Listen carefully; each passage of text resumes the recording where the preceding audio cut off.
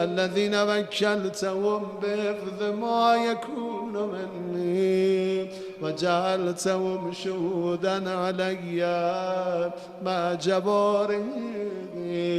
وكنت أنت الرقيب علي من ورائهم والشاهد لما خفي عنهم وبرحمتك أخفيت وبفضلك سترت وأن توفر الذنب من كل خير أنزلت أو إحسان فضلت أو بر نشرت أو رزق بسطت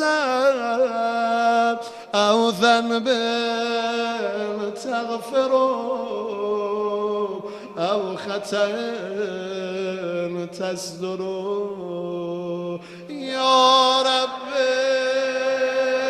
يا ربي يا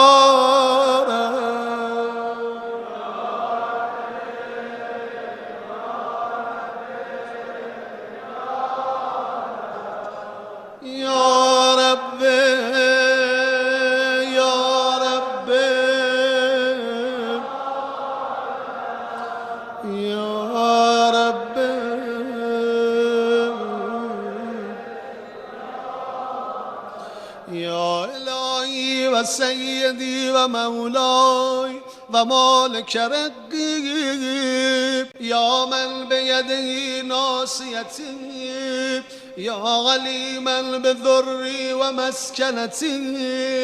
يا خبيرا بفقري وفوقتي يا ربي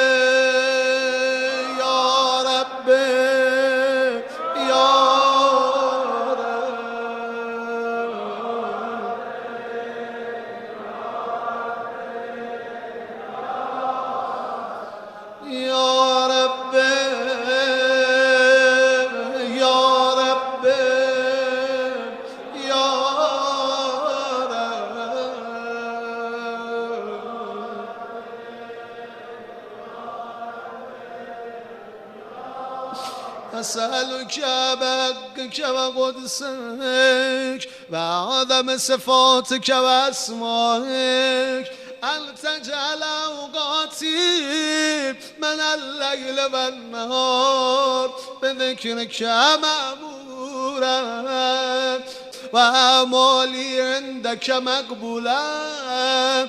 حتى تكون أعمالي وأورادي كلها وردا واحدا